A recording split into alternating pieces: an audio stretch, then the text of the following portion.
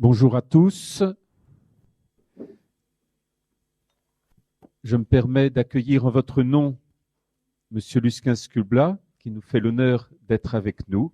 Je vais d'abord me présenter. Je suis Monseigneur Jérôme Beau, évêque auxiliaire à Paris. Je représente le cardinal pour vous accueillir et accueillir Monsieur Sculbla pour cette conférence. Et je suis le responsable, le directeur du Collège des Bernardins. Donc c'est une grande joie pour moi de pouvoir accueillir cette première conférence du cycle des conférences de la chaire des Bernardins, puisque vous savez que le Collège des Bernardins a voulu, au-delà de sa programmation ordinaire, se doter de 5 départements de recherche et que chaque département de recherche confie la chaire des Bernardins à une personnalité. Cette année, pour la première année de notre existence, puisque nous n'avons encore que 4 mois d'existence, nous avons demandé, je remercie chaleureusement Monsieur René Girard d'avoir accepté d'être le titulaire de la chaire des Bernardins. Il donne ainsi, en ayant accepté d'en être le titulaire, un visage de l'axe de ce que nous voudrions être au milieu du monde, au milieu de notre société, cet axe de réflexion qui met la réflexion anthropologique au cœur même du questionnement de la société contemporaine. Nous ne souhaitons pas approfondir des thèmes séparés en les séparant de la question de l'homme, mais bien remettre l'homme dans sa dimension, dans ce que chaque événement engage de la question humaine et anthropologique. Dans ce cadre de cette chaire des Bernardins, nous sommes heureux, et je vais tout de suite lui laisser la parole, d'accueillir aussi Monsieur Benoît Chantre, puisque nous travaillons en lien étroit et partenarial avec l'association ARM, dont il vous expliquera le sens. Et donc, je me permets simplement, en vous accueillant, de vous inviter aussi à voir la programmation des 5 conférences qui vont marquer la vie de la chaire des Bernardins et particulièrement aussi de retenir les dates des 30 et 31 octobre 2009 où il y aura un grand colloque sur la relation franco-allemande autour d'Achevé Clausewitz. Je pense que ça sera vraiment un colloque où ça vaut la peine de venir, un grand colloque franco-allemand, et donc je vous invite à déjà retenir cette date où nous nous retrouverons autour de René Girard. Mais en vous remerciant d'être là, je laisse tout de suite la parole à Monsieur Benoît Chantre qui va vous introduire et présenter l'axe de notre recherche. Merci Monseigneur. René Girard, que j'ai eu au téléphone avant-hier, me charge de vous remercier chaleureusement et avec émotion, m'a-t-il dit, de l'honneur que vous lui faites en lui confiant la première chaire de votre collège. Il ne peut malheureusement pas être présent durant cette année puisqu'il vit aux États-Unis, il n'y enseigne plus, il y vit, mais nous l'espérons vivement, bien sûr, il sera là, entre autres pour ce colloque qui viendra clore cette année Girard. Donc au nom de l'association Recherche Mimétique, que j'ai l'honneur de présider à ses côtés, je vous remercie vivement de l'accueil que vous nous faites ici. Et je tiens aussi à remercier très vivement le Père Antoine Guggenheim pour toute l'énergie qu'il met dans ce partenariat. L'association Recherche Mimétique, dont vous trouverez, si cela vous intéresse, des précisions en sortant, si vous ne les avez pas déjà prises, s'est fixé comme objectif de diffuser et de développer la théorie mimétique issue des travaux de René Girard.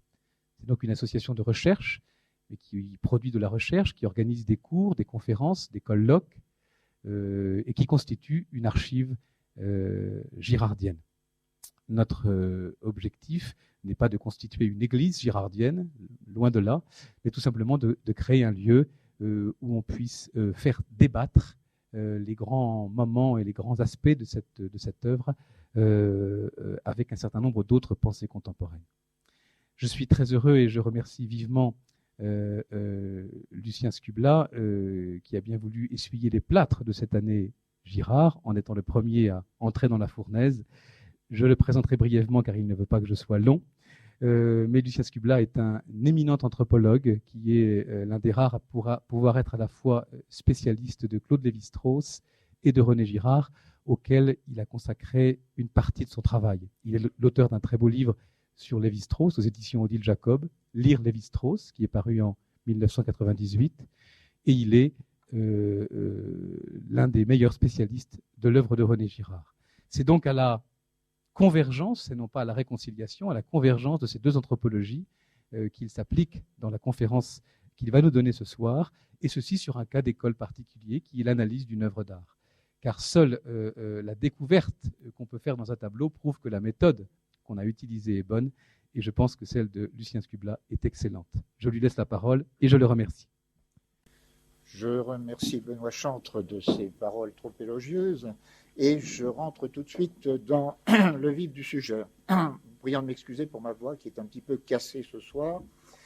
Je voudrais, avant de vous parler de Poussin, préciser que n'étant ni historien de l'art, ni spécialiste de l'esthétique, ni particulièrement versé en matière de peinture, ni même particulièrement connaisseur de la peinture de Poussin, je ne me serais jamais risqué à parler publiquement des quelques tableaux que nous allons regarder ensemble ce soir, si un très court texte de Lévi-Strauss, paru en 1991 dans Regarder, écouter, lire, et repris dans le volume de la Pléiade qui vient de paraître à l'occasion du centenaire de Lévi-Strauss, si disais-je, ce texte très court mais très dense de Lévi-Strauss ne m'y avait fortement incité.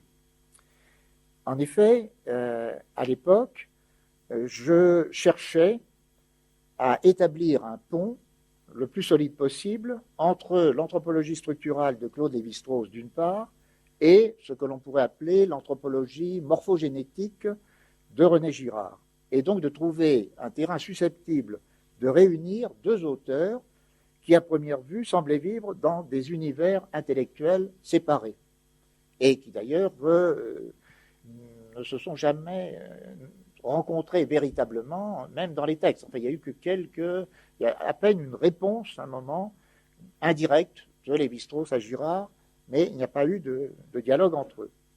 Alors, deux univers intellectuels séparés, parce que, d'un côté, Girard place, comme Durkheim et toute une tradition anthropologique française, le religieux au fondement de toutes les sociétés humaines, tandis que chez Lévi-Strauss, on pourrait dire, en vocabulaire marxiste, que le religieux se réduit à une superstructure idéologique. Alors le terrain le plus propice à une rencontre de ces deux géants de la pensée me parut être, à ce moment-là, un aspect obscur, méconnu et délaissé du structuralisme lévi-straussien, la mystérieuse formule canonique du mythe, dont je venais de prendre conscience à ce moment-là que son auteur l'avait utilisé pour la première fois, alors que c'est une formule destinée à formaliser la mythologie. L'avait utilisé pour la première fois, non pour analyser un mythe ou un ensemble de mythes, comme c'était normalement sa vocation, mais un rite, et qui plus est un rite de chasse aux têtes, c'est-à-dire une pratique dont Lévi-Strauss disait lui-même qu'elle est de nature sacrificielle. Autrement dit, la formule canonique avait spontanément conduit Lévi-Strauss vers le type même de rite dont René Girard avait montré dans La violence et le sacré, en 1972, qu'il était au centre, le sacrifice donc, de tout système religieux, ou ce qui revient au même, dans la mesure où il n'y a pas de religion individuelle, de toute organisation collective reposant sur l'opposition du profane et du sacré. Voilà dans quel contexte j'étais lorsque je lis ce petit texte très court de Lévi-Strauss sur Poussin. Et je m'aperçois tout de suite que son étude des bergers d'Arcadie, que vous voyez derrière nous, qui est le tableau sans doute le plus célèbre de Poussin, eh bien, son étude renforçait mon intuition, c'est-à-dire celle d'un passage possible et même d'un chemin naturel pouvant conduire de Lévi-Strauss à Girard. Car je voyais tout de suite que ce tableau, et je vais essayer de vous le démontrer ce soir, interprété avec les principes et les techniques de l'analyse structurale, que ce tableau permettait de faire un pas vers, et un pas décisif, vers la théorie girardienne. Et en remontant cette fois, non pas seulement à des rites, mais à ce qui est la racine de tout le religieux et par suite de tout le social chez Girard, c'est-à-dire ce qu'il appelle le mécanisme victimaire, que je ne vais pas définir pour l'instant, et dont je dirai quelques mots le moment venu pour ceux qui ne sont pas familiers des hypothèses de Girard. Alors c'est pour ça que lorsque j'ai publié en 1998 le livre Lire Lévi-Strauss que Benoît Chantre rappelait tout à l'heure, j'avais demandé à l'éditeur pour ce livre qui aurait, pour le titre m'a été imposé par l'éditeur, comme c'est presque toujours le cas, mais qui aurait pu s'appeler ou qui aurait pu être sous-titré de Claude Lévi-Strauss à René Girard. J'avais demandé que, puisque le livre comprenait 3 parties, que les 3 parties fussent illustrées par 3 tableaux que nous allons voir, dont celui-ci. Et malheureusement, ça n'a pas été possible, d'autant que dans le texte, je ne parlais pas de ces tableaux. Mais c'était une sorte de... Je voulais faire comme Lévi-Strauss quand il a publié la Pensée sauvage, par exemple, il y avait toute une série d'illustrations qui étaient en résonance avec le texte. Bon, malheureusement, ça n'a pas été possible, mais je conservais l'idée que l'Arcadie était le terrain idéal d'une rencontre intellectuelle entre Lévi-Strauss et Girard. D'où, finalement, notre réunion de ce soir et le titre que nous lui avons donné, que j'ai proposé et qui a été agréé. Alors, à ce propos, les organisateurs m'ont dit que, notamment un des organisateurs m'a dit qu'un de ses amis américains s'était mépris sur le sens de ce titre. Il avait imaginé qu'il y aurait ce soir un débat entre Claude Lévi-Strauss et René Girard, que j'aurais fait simplement que présenter et éventuellement arbitrer. Alors, ça n'est pas le cas. J'espère que d'autres parmi vous n'ont pas fait la même méprise. En tout cas, s'ils l'ont fait, je voudrais dire que, à mon sens, bien sûr, on peut regretter l'absence, de personnes aussi imposantes que Girard et Lévi-Strauss, qui sont des monuments de la pensée, mais je pense que ça n'est pas grave, et je pense même que pour le type de travail de nature structuraliste que je voudrais faire devant vous, c'est même plutôt un avantage, parce que je crois que ce qui est important, ce ne sont pas les hommes, ce sont, en l'espèce là, 2 théories anthropologiques, et que cela est vrai pour toutes les œuvres culturelles en général. Ce que le structuraliste nous apprend précisément, c'est cela, c'est que les hommes ne sont jamais que les véhicules, les porte-paroles d'un certain nombre de concepts quand il s'agit de théories, et que ce qui compte, c'est la réalité qui les traverse, qu'ils savent d'une certaine manière capturer, qu'ils savent développer, amplifier, etc. Et cela est vrai dans tous les domaines. Un grand mathématicien, je n'ai malheureusement pas retrouvé la citation ces jours derniers, dit quelque part que l'histoire des sciences montre qu'il y a beaucoup plus dans les formules mathématiques que ce que leurs auteurs ont cru ou voulu y mettre. C'est ce que montre l'histoire des sciences. Il y a une sorte d'excédent qui se trouve et qu'on découvre petit à petit au fur et à mesure de l'utilisation de ces formules.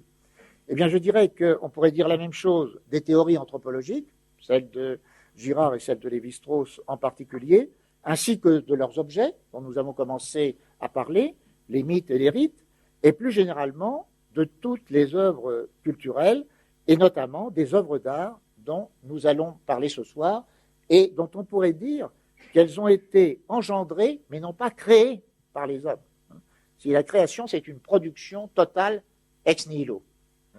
Tandis que quand on dit qu'on fait des enfants, c'est un abus de langage. Les enfants se font en nous sans qu'on sache trop comment. Et c'est sans doute mieux ainsi. Eh bien, je pense que d'une certaine manière, il en est de même pour les œuvres d'art. Vous connaissez la formule célèbre de Rimbaud, « J'assiste à l'éclosion de ma pensée ». Je pense que cette formule, effectivement, est très forte, est très riche, et c'est pourquoi, sans vouloir offenser personne, et en particulier des critiques d'art, s'il y en avait dans cette salle ce soir, je voudrais dire que très souvent, j'ai très peu lu les critiques d'art, mais j'ai l'impression qu'effectivement, ils font un travail d'érudition qui est tout à fait nécessaire et utile. Et nous allons commencer par là pour étudier Poussin, mais qui met parfois trop l'accent sur des détails anecdotiques et qui ne permettent pas ces détails par eux-mêmes de saisir l'essence même de l'œuvre qui est essentielle.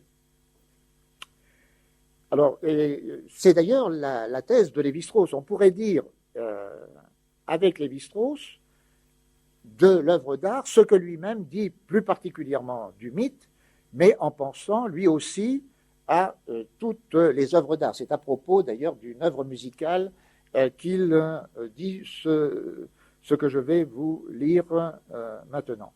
Tout mythe, dit-il, doit en dernier ressort prendre son origine dans une création individuelle, une concession qu'il fait à ceux qui précisément essaient d'expliquer l'œuvre d'art par les circonstances particulières de sa production. Mais, ajoute-t-il, pour passer à l'état de mythe, il faut qu'une création ne reste pas individuelle et perde au cours de cette promotion l'essentiel des facteurs qui la compénétraient au départ et qu'on pouvait attribuer au tempérament, au talent, à l'imagination et aux expériences personnelles de son auteur. Les œuvres individuelles sont toutes des mythes en puissance, mais c'est leur adoption sur le mode collectif qui actualise, le cas échéant, leur mythisme. Eh bien, c'est dans cette perspective que je vous propose d'aborder cette rencontre intellectuelle de ces deux géants de la pensée autour de Poussin. Qu'il s'agisse des œuvres que nous allons regarder ensemble ou des théories, je le répète, que nous allons mettre en œuvre pour essayer de les analyser et, si possible, de mieux en ressaisir la portée. Alors, mon exposé comprendra 3 parties et une quatrième. Et comme les 3 mousquetaires, il y en aura 4, qui sera beaucoup plus brève à la fin, mais je crois très importante. Je commencerai par rappeler quelques faits bien établis par le grand historien de l'art Panofsky, qui a écrit une étude célèbre sur Poussin. Puis je montrerai comment Lévi-Strauss complète et améliore le travail de Panofsky en rectifiant un point essentiel de son étude du peintre français. Enfin, je montrerai comment les principes mêmes de l'analyse structurale nous conduisent tout naturellement à faire un pas de plus que Lévi-Strauss, mais dans la même direction qu'il a prise en critiquant Panofsky, et à rencontrer ainsi la théorie girardienne, même si Lévi-Strauss ne l'a pas vue, il n'y a certainement pas pensé. Mais peu importe, encore une fois, ce que Lévi-Strauss a pu penser. L'important, c'est ce qu'il a fait et comment on peut continuer, prolonger son travail. C'est ça la méthode que je me propose d'utiliser. Et nous verrons que, en effet, seule la théorie girardienne me semble pouvoir donner tout son sens à ce premier prolongement que fait Lévi-Strauss par rapport à Panofsky et à celui que nous allons ajouter à sa suite. Alors je commence donc par Panofsky.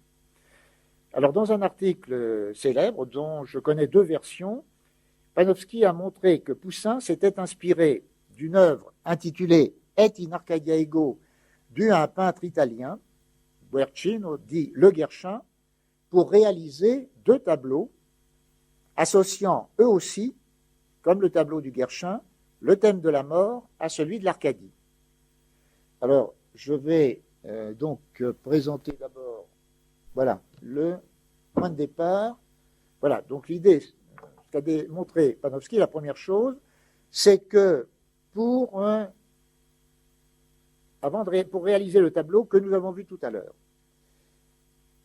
Poussin s'est inspiré de ce tableau du Guerchin, dans lequel on voit 2 bergers qui découvrent une énorme tête de mort sur une sorte de maçonnerie assez grossière, dit Panofsky, et sur laquelle on peut lire, sous la tête de mort, et in Arcadia ego.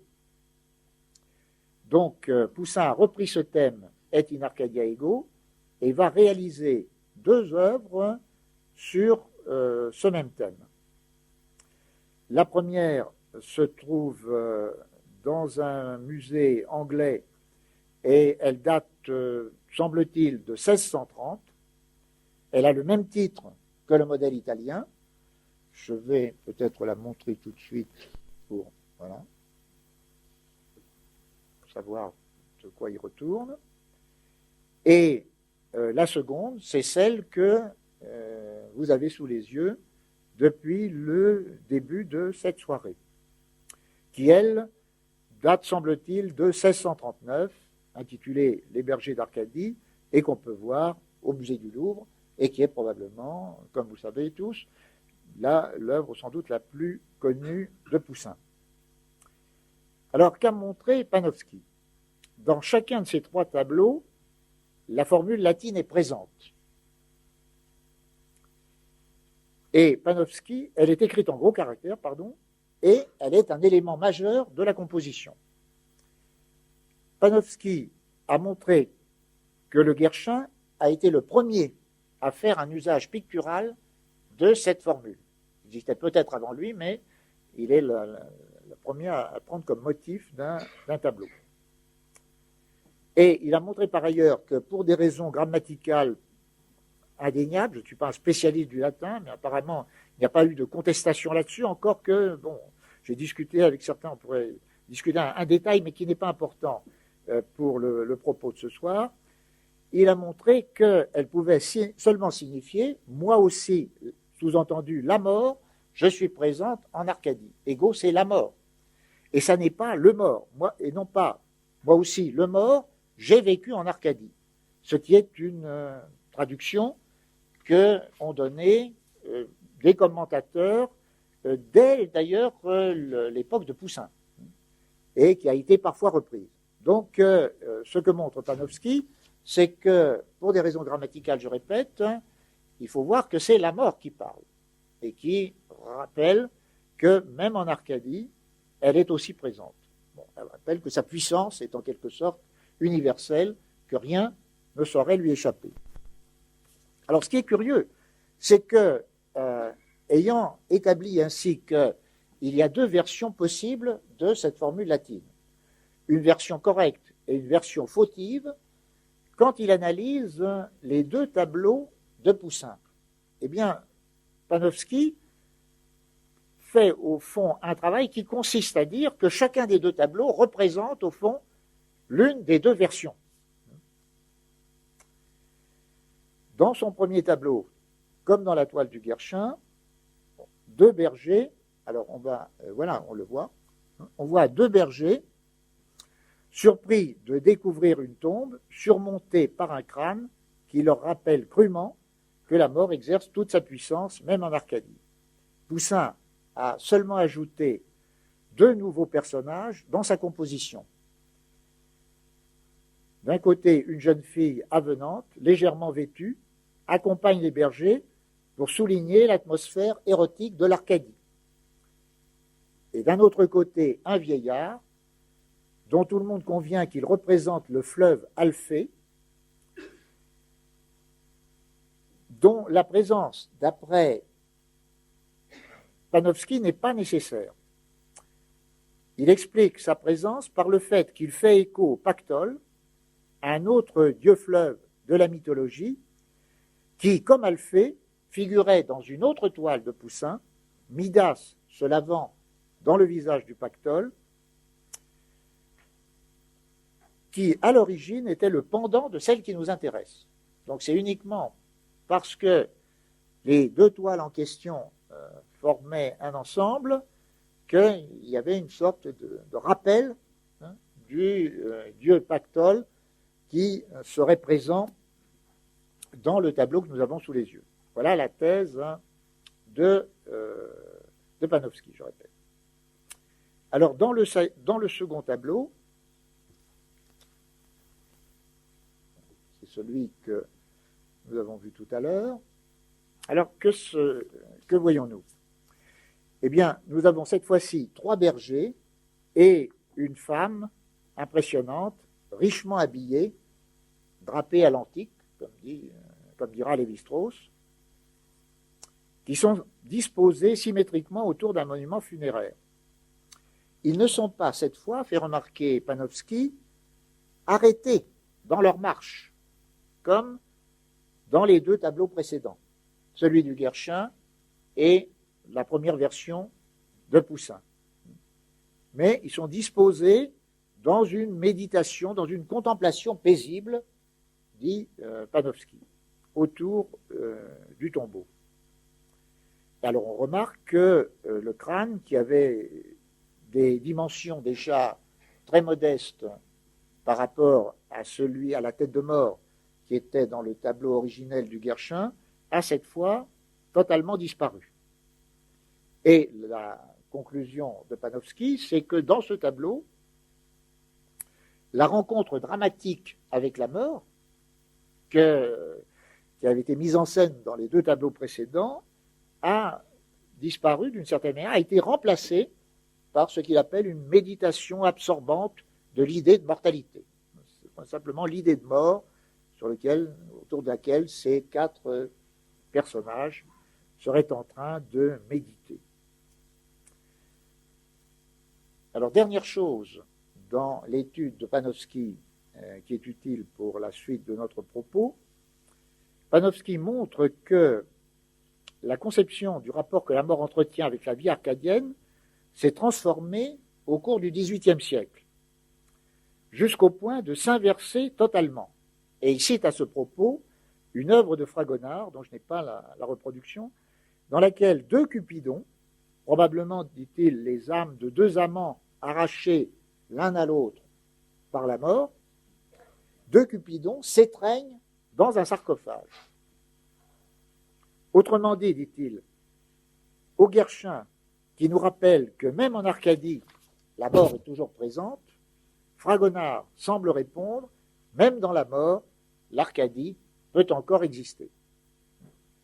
Donc ce qui est intéressant, et ce qui m'intéressera, qui intéresse Lévi-Strauss et qui m'intéressera aussi, c'est que ce que voit Panofsky, c'est qu'avec les 3 tableaux dont nous avons d'abord parlé, celui du Guerchin et les 2 tableaux de Poussin, on a affaire à une série de tableaux qui ne sont pas indépendants et que l'on pourrait prolonger.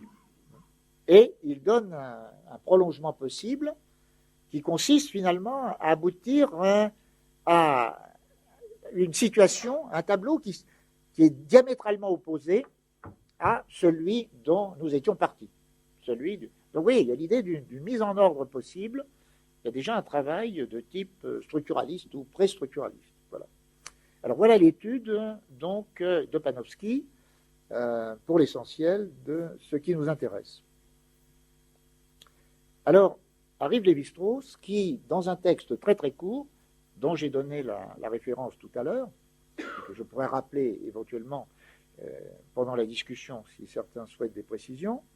Donc Lévi-Strauss montre que Panofsky n'avait pas bien saisi le lien qui existe entre les 2 tableaux du peintre français et celui du maître italien qui les avait inspirés. Ça, le noyau du texte. D'après lui, d'après Lévi-Strauss, il ne représente pas 2 interprétations différentes et même opposées de l'œuvre originale, mais 2 étapes d'un seul et même processus de transformation déclenché par l'œuvre du peintre italien. Chacun des 3 tableaux considérés, d'après Lévi-Strauss, contient en quelque sorte en germe le tableau suivant. C'est ça l'idée.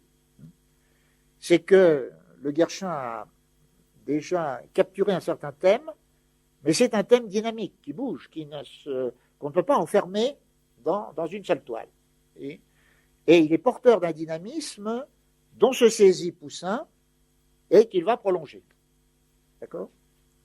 Et voilà donc l'idée d'un processus morphodynamique là, qui est sous-jacent aux activités des 2 peintres et dont cette activité représente en quelque sorte simplement des moments statiques, hein, des instantanés sur ce processus. Voilà l'idée générale de Lévi-Strauss. Alors, dans cette perspective, on voit que c'est l'idée plutôt d'un prolongement, d'un développement, hein, d'un même thème qui domine dans l'analyse de Lévi-Strauss.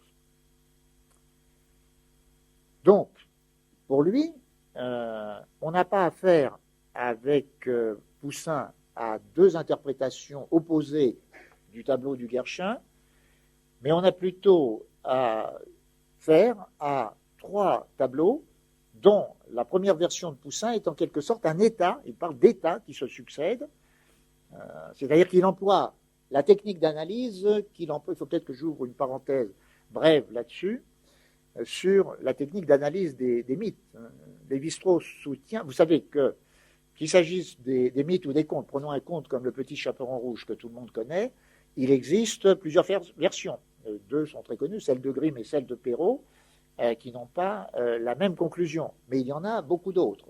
Alors, autrefois, les folkloristes avaient tendance à chercher une version originale, plus authentique, dont les autres seraient en quelque sorte des versions déformées. L'hypothèse structuraliste de Lévi-Strauss consiste au contraire à mettre toutes les versions sur le même plan, à considérer que tout mythe ou tout conte